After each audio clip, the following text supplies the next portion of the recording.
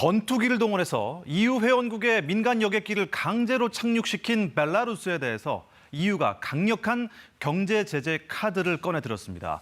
하지만 러시아가 벨라루스를 좀 감싸고 나서면서 EU의 제재가 효과를 발휘할 수 있을지 의문이 제기되고 있는데요. 이 소식 자세히 알아보겠습니다. 파리 유원중 특파원 연결합니다. 자, 우선 유럽연합 EU는 벨라루스가 민간 여객기를 강제 착륙시킨 이유가 루카셴코 대통령의 정적을 체포하기 위한 거로 보고 있는 거죠? 네, 그렇습니다. 지난달 23일 벨라루스 당국이 자국의 영공을 지나던 아일랜드 항공사 라이언에어의 여객기를 강제 착륙시켰습니다. 그리스를 떠나 벨라루스 옆 나라인 리투아니아로 가던 여객기를 전투기가 출격해 항로를 바꾸게 했다는 점에서 충격적인 사건이었는데요.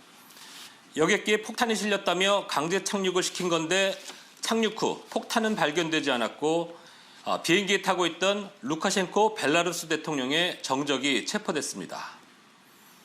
체포된 사람은 26살 라마 프라타세비치인데요. 야권 활동가 겸 200만 명의 구독자를 가진 SNS 채널의 전 편집장입니다.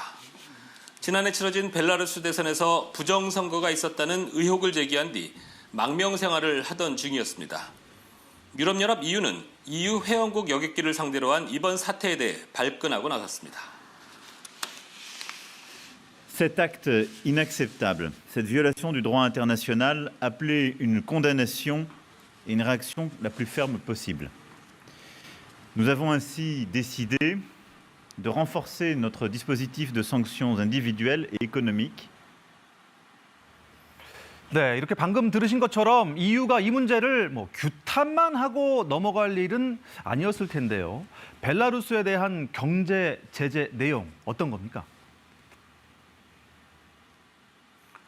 EU 정상들은 벨라루스 여객기가 EU의 영공이나 공항에 근접하는 것을 금지하겠다고 발표했습니다. 그러면서 독일과 프랑스 등 여러 나라가 자국 여객기들도 벨라루스 영공에 들어가지 말라고 권고하기도 했습니다. 벨라루스는 유럽의 마지막 독재자라는 별명을 가진 루카셴코 대통령이 27년째 철권 통치를 하는 나라인데요. 그동안에도 각종 제재로 경제가 어려웠던 벨라루스가 이번 사건으로 유럽 내에서 더욱더 고립될 위기에 처한 겁니다. 그렇군요. 그런데 이 시점에서 러시아가 벨라루스의 편을 들고 나선 거죠. 옛 소련이 해체된 이후에도 가장 적극적으로 러시아 편에 선 나라가 벨라루스입니다. 이번 사건이 터지자 루카셴코 대통령, 곧바로 러시아로 날아가 푸틴 대통령을 만났는데요. 루카셴코 대통령은 여객기에 폭탄이 있다는 정보가 있어 여객기를 돌려 세운 거라며 착륙은 여객기 기장의 판단에 따른 것이라고 변명했습니다.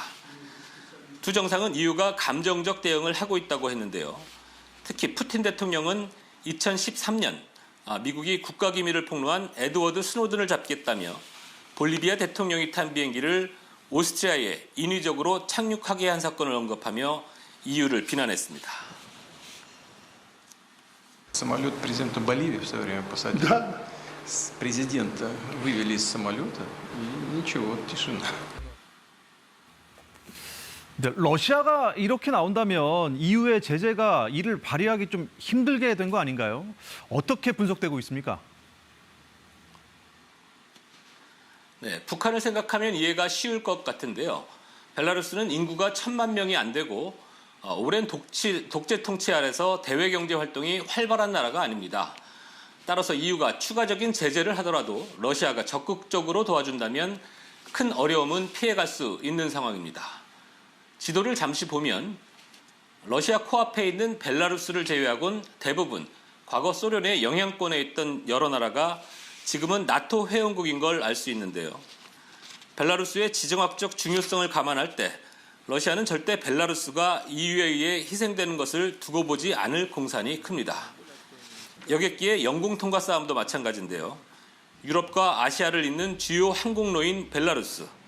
여기에 러시아가 이 분쟁에 끼어들면 유럽도 손해를 크게 봐야 하는 상황입니다. 네, 오는 16일로 예정이 되어 있죠. 미국과 러시아의 정상회담도 이번 사태의 변수가 될 수 있다고요?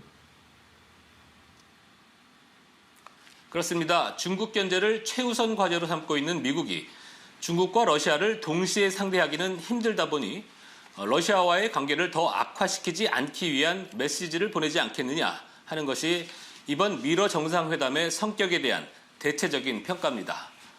따라서 미러 정상이 확전을 원치 않을 경우 EU와 벨라루스 간의 갈등도 수면 밑으로 가라앉을 수 있습니다. 그러나 반대의 경우에는 벨라루스 사태가 양측 갈등의 촉매제 역할을 할 수도 있긴 합니다. 지금까지 파리에서 전해드렸습니다.